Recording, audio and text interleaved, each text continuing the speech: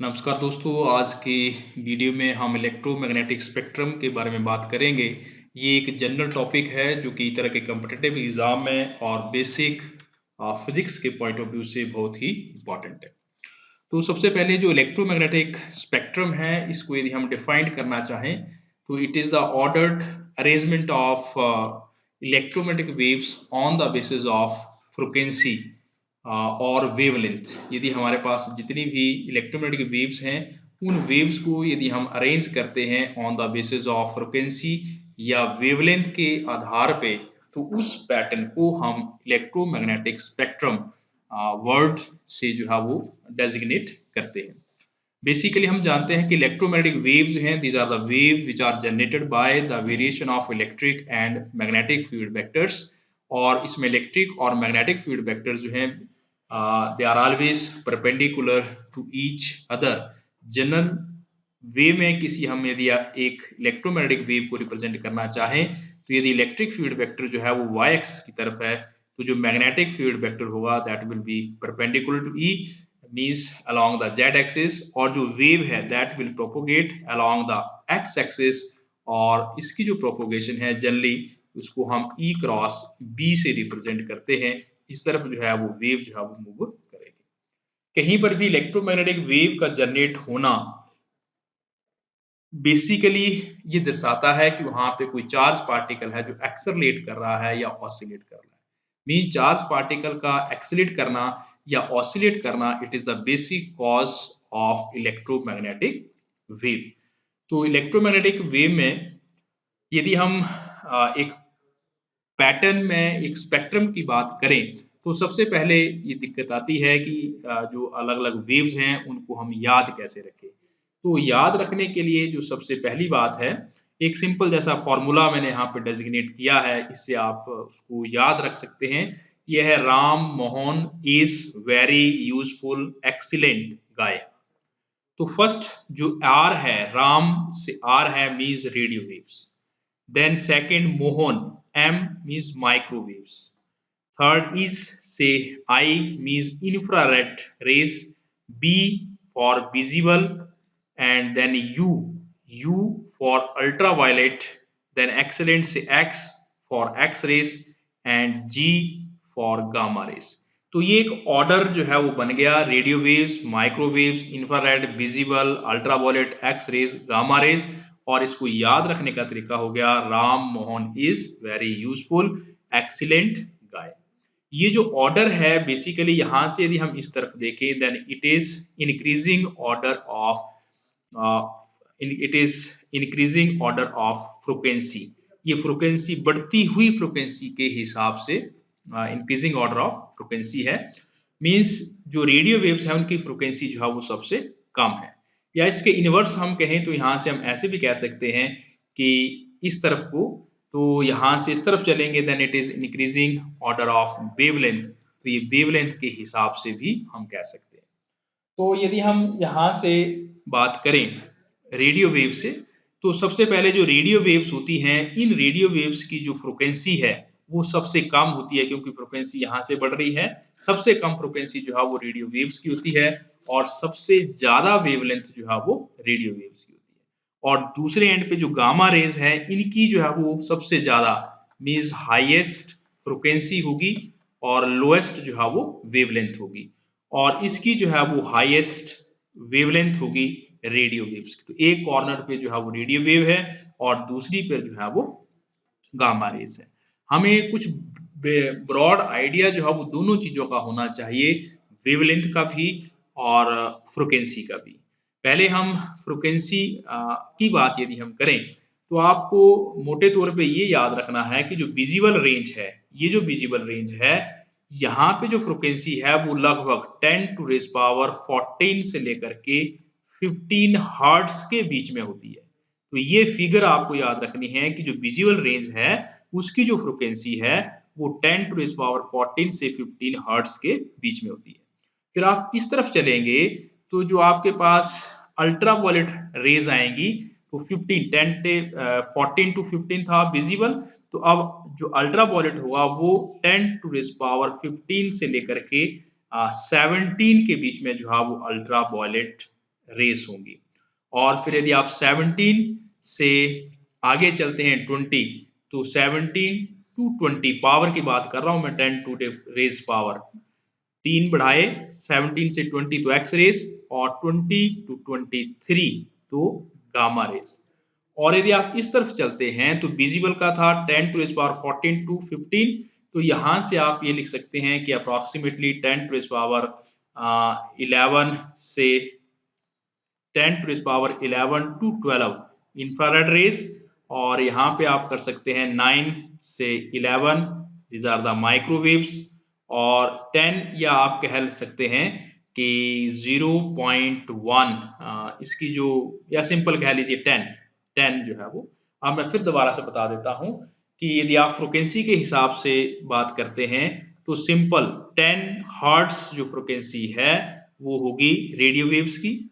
फिर 10 to raise power 9 से लेकर के 11 तक माइक्रोवेव, फिर दो आगे चले 11 से 12 इंफ्रारेड रेस, और फिर 14 से 15 विजिबल रेस। फिर आप दो के स्टेप में, 3 के स्टेप में 15 टू 17 अल्ट्रावायलेट पावर बोल रहा हूं मैं, 17 10 टू रेज पावर 17 से लेकर 20 तक जो है वो एक्स रेज, और 20 से लेकर के 23 तक जो है वो आपकी आ गई गामा रेज। तो बेसिकली ये है power in terms of 10 to raise power की फॉर्म में, और यूनिट है इसका हर्ट्स, HZ लिखते हैं जिसको हर्ट्स बोलते हैं।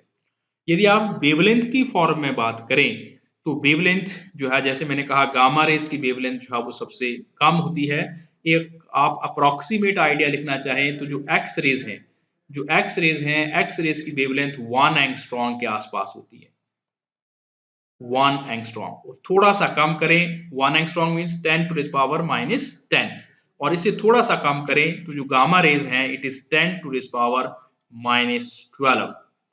तो इतनी जो है वो -12 रेंज में एक्स रेज से थोड़ी सी कम जो वेवलेंथ है वो गामा रेंज की होगी।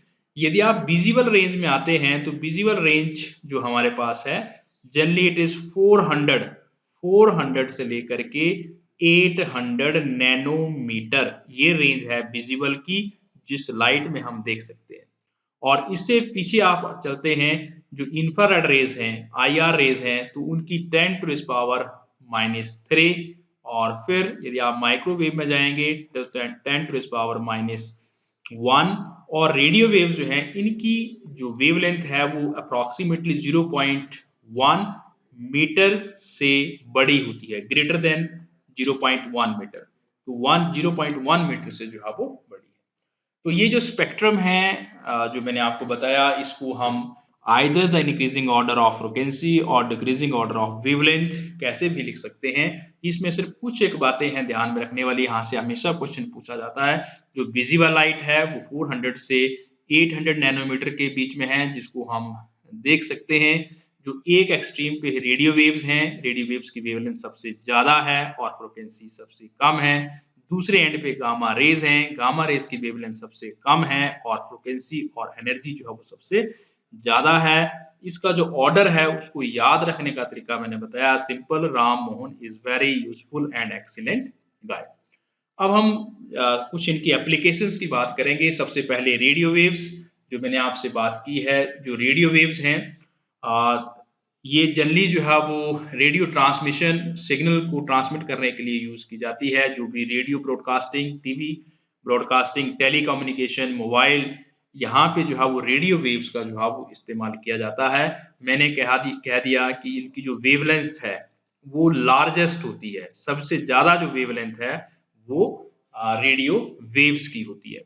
उसके बाद दूसरी माइक्रोवेव्स आती हैं। माइक्रोवेव्स में माइक्रोवेव ओवन के बारे में सुना होगा आपने, ये कुकिंग में जो है वो यूज किया जाता है, तो यहाँ पे माइक्रोवेव्स यूज होती हैं। जो सेलुलर फोन है, मोबाइल फोन है, वहां पे भी माइक्रोवेव्स यूज की जाती हैं, और रडार में भी माइक्रोवेव जो है वो इस्तेमाल की जाती है। उसके बाद है इंफ्रा रेड रेज। जो इंफ्रा रेड रेज हैं ये जनरली तौर पे फूड कुकिंग में इस्तेमाल होती है। रिमोट कंट्रोल में जो है उसको यूज किया जाता है। बर्गल अलार्म में यूज करते हैं। नाइट साइट, रात को अंधेरे में किसी चीज की पिक्चराइजेशन करने के लिए देखने के लिए जो है वो इंफ्रारेड रेज जो है वो इस्तेमाल की जाती है। इसमें सबसे जो मेन बीच का हिस्सा है जिसको हम कहते हैं विजिबल स्पेक्ट्रम। विजिबल स्पेक्ट्रम वो है 389, एग्जैक्ट 389 से 789, रफली कहें तो 400 से लेकर के 800 तक की जो रेंज है वेवलेंथ की, उसको हम देख सकते हैं। ह्यूमन बीइंग जो है वो देख सकता है अपनी आंखों से। और इसमें 7 कलर्स होते हैं जिसको हम विवग्योर के नाम से जानते हैं: violet, indigo, blue, green, yellow, orange और रेड। तो यहाँ पर भी आप देख सकते हैं जो रेड कलर है उसकी जो वेवलेंथ है वो सबसे ज्यादा है, जो वॉयलेट कलर है उसकी वेवलेंथ जो है वो सबसे कम है, और ये येलो और ग्रीन ये सेंटर जैसे में आते हैं। तो कई क्वेश्चन छोटे मोटे पूछते जाते हैं एग्जाम में कि रेड लाइट जो है वो as a signal of danger क्यों इस्तेमाल किया जाता है। तो यहाँ पे क्योंकि इसकी वेवलेंथ ज्यादा होती है, सबसे ज्यादा है, इसलिए बहुत दूर तक इजीली जो है वो ट्रांसमिट हो जाती है। और आप देखते हैं कि हमारे जो स्काई का कलर है वो ड्यू टू जो मीडियम रेंज की लाइट है उसकी स्कैटरिंग की वजह से होता है, जो बहुत ज्यादा नहीं है। हम जो हमारी आंखें जिस कलर को सबसे ज्यादा देख सकती हैं वो ग्रीन और येलो है, इसके प्रति हमारी जो आईज हैं वो ज्यादा सेंसिटिव होती हैं, क्योंकि इसकी वेवलेंथ जो ना बहुत ज्यादा है और ना ही बहुत कम है। उसी तरीके से यदि आप अल्ट्रा वायलेट रेज की बात करें, अल्ट्रा वायलेट रेज का जो मेन सोर्स है वो सन है। सन से अल्ट्रा वायलेट रेज जो है वो मिट होती हैं और अर्थ की तरफ आती है। और अर्थ एटमॉस्फेयर में जो है वो एक ओजोन लेयर होती है, वो ओजोन लेयर जो है इन अल्ट्रा वायलेट रेज को जो है वो अब्जॉर्ब कर लेती है, जिससे ये नीचे सरफेस तक नहीं पहुंच पाती। ये अधिक एक्सपोजर जो है इनका वो डेंजरस हो सकता है, कई तरह की डिजीज जो है वो क्रिएट करता है, मगर एप्लीकेशंस भी हैं। ये बैक्टीरिया को किल करने के लिए हॉस्पिटल में जो है वो इस्तेमाल किया जाता है, और विटामिन डी का सोर्स भी है। तो दोनों ही हैं, इसका एक रिस्ट्रिक्टेड यूज जो बेनिफिशियल है, और एक अधिक एक्सपोजर जो है वो डेंजरस हो सकता है। उसके बाद एक्स रेज। एक्स रेज एक नई तरह के रेज जिसको रॉन्टिजन ने जो है वो सबसे पहले इन्वेंट किया 1895 में, और इस इन्वेंशन के लिए 1901 में रॉन्टिजन को सबसे पहला फिजिक्स का नोबेल प्राइज मिला। उसने अपनी वाइफ के हाथ का जो है वो एक्सरे करवाया, जो यहाँ पे लगाया गया है। एक्सरेज मेडिकल साइंस में बहुत ज्यादा यूज होती है। जनरली जो है वो बॉडी का एक्सरे लेने के लिए, बॉडी के स्केलेटन के स्ट्रक्चर को आइडेंटिफाई करने के लिए, मटेरियल के स्ट्रक्चर को पता करने के लिए एक्सरेज जो है वो इस्तेमाल की जाती है। और एक्सरेज की जो वेवलेंथ है ये लगभग 1 एंगस्ट्रॉम के आसपास होती है, रफली आप इसको याद कर सकते हैं। उसके बाद जो है वो गामा रेज आती हैं। गामा रेज वो रेज हैं जिनकी एनर्जी सबसे ज्यादा होती है। इनका जो ओरिजिन है बेसिकली न्यूक्लियस से होता है। जब कोई न्यूक्लियस जो है वो डी एक्साइट होता है तो वहां से गामा रेज जो है वो निकलती हैं। ये गामा रेज जो है वो डेंजरस होती हैं, मगर इसका जो रिस्ट्रिक्टेड यूज है वो मेडिकल साइंस में यूज किया जाता है, कैंसर का इलाज करने के लिए, बॉडी का इंटरनल स्ट्रक्चर पता करने के लिए, और इमेजिंग के लिए। जो सीटी स्कैन वगैरह आप सुनते हैं उस तरह की जो डिवाइसेस हैं मेडिकल में, वो गामा रेज के यूज के ऊपर जो है वो बेस्ड होते हैं। तो ये एक ओवरव्यू था कि इलेक्ट्रोमैग्नेटिक स्पेक्ट्रम क्या होता है और उसकी क्या क्या एप्लीकेशंस हैं। आई होप कि ये इन्फॉर्मेशन आपको अच्छी लगी होगी। यदि ये जानकारी आपको अच्छी लगती है तो इसको आप शेयर करें, और मेरा चैनल जो कि हेमंत सर के नाम से है उसको लाइक करें और सब्सक्राइब करें। Thank you.